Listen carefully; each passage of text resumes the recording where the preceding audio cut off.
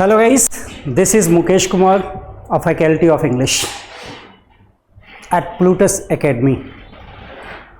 Our new batch is going to be started from 1st of June. For that very batch, you can attend demo class on 29th May.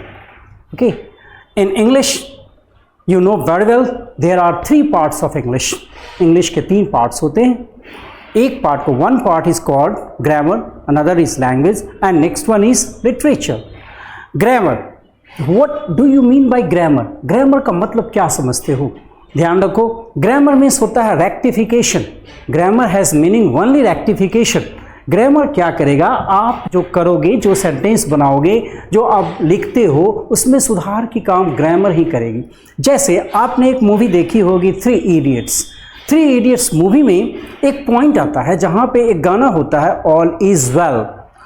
तो आओ इस point पे आप ध्यान दो. You should pay heed at it that all is well, all is plural. Why is mentioned here? There is a condition. All is singular as well as plural.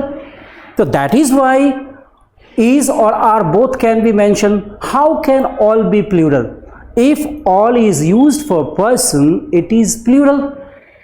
If it is used for thing or situation, it is singular. All are ready to go there. This is used for plural. This is used for person. That is why it is plural. अगर हम कहते हैं कि all was arranged in proper order, तो all was arranged in proper order, it means talking about वस्तु, talking about thing. तो इस तरह से हमें ग्रामर को पढ़ना है. ग्रामर में practical knowledge is required. Unless you are practical enough, it is too difficult to qualify the examination. If you are desirous to have a government job, you should have a sound knowledge of English. English की अच्छी जानकारी हमारे पास होनी चाहिए. दूसरी बात मैं आता हूँ लैंग्वेज में. लैंग्वेज में आपके पास एक पैसेज होंगे. पैसेज को कैसे सॉल्व करना है? There will be a way. I shall teach you in different way. If you attend the class on 29th में, obviously you will be made to understand each and everything clearly. Passage, cloze, sentence arrangement, these are the parts of language. उसमें एक words भी आते हैं जिसको हम vocabulary कहते हैं. बहुत अच्छे तरीके से उसको कहते हैं वोकैब्स. ओके, तो वोकैबुलरी में हमें परेशानी क्या होती है? हमें यह परेशानी हो, how can we recall? If you recall a word today, you can forget it tomorrow. That should not be. Word को पढ़ने के लिए एक नया तरीका को डेवलप किया गया है और नए तरीके के अकॉर्डिंग आप वर्ड को पढ़ोगे. डिसेक्शन मेथड में एक पॉइंट रखा जाएगा जिसमें वर्ड को तोड़ करके, काट करके पढ़ने की कोशिश करेंगे. अगर वैसा करते हैं तो obviously your word will be recalled for ever. जैसे मैं एक कोई वर्ड आपके पास रखता हूं, उसको देख लो. जैसे मैंने लिखा गायनार्की, GYNARCHY, गायनार्की. तो दोनों को बांट दो. GYN again, Archie ARCHY. Again और आर्की मिलके क्या बनाया? गायनार्की. तो GYN किसी भी दुनिया के किसी भी शब्द में GYN लगा है, गाइन लगा है, तो समझ जाओ ये फीमेल से रिलेटेड वर्ड है. और आर्की मीन्स गवर्नमेंट. तो government rule by female is called gynarchy. तो मुझे नहीं लगता है कि ये वर्ड कभी आपसे गायब होगा. It will never be forget. Am I right? तो दैट इज रिक्वायर्ड. दूसरा वर्ड हम अगर मैं लेता हूं आपके पास, पॉलीएंड्री. पॉली, किसी भी शब्द के शुरुआत में पॉली लगा है तो समझ जाओ मेनी, एक्सेसिव. और एंडर, ANDR, एंडर लगा है तो समझ जाओ मेल.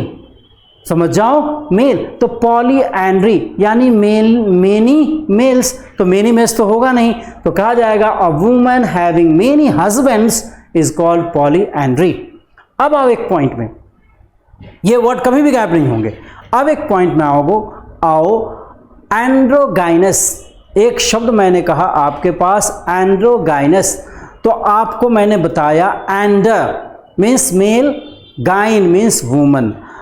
तो जिस व्यक्ति में मेल और फीमेल दोनों का गुण हो, दैट इज कॉल्ड एंड्रोगाइनस. तो डिड यू गेट इट? तो इन दिस वे अगर वर्ड को याद रखोगे तो obviously it can be recalled for ever. Word हमेशा हमें परेशान करता है, तो हम इसकी जानकारी लेंगे और एक अच्छे तरीके से, एक नया तरीके से प्रैक्टिकल वे में इंग्लिश को पढ़ेंगे. इंग्लिश हमारी एक कोर सब्जेक्ट है और इंग्लिश की जानकारी हमारे पास होनी चाहिए. M I right? और तीसरा पॉइंट आता है लिटरेचर। तो लिटरेचर में पोएम होते हैं, प्रोज होते हैं, तो ये आपके काम का नहीं। ये जो एकेडमिक में है, जिन्होंने ग्रेजुएशन किया है, जिन्होंने पीजी किया है, उनके लिए उनकी ज़रूरत होती है पोएट्री की और प्रोज की। जैसे मैंने पीजी किया है इंग्लिश में, तो मुझे ज़रूरत थी। तो आप ये पॉइंट याद रखोगे कि Plutus academy is going to start a new batch from 1 June, and for that demo class you can attend 29th May at 9 AM. Okay, please attend the classes and see whether we are providing you much better facilities or not. Bye, thank you, see you.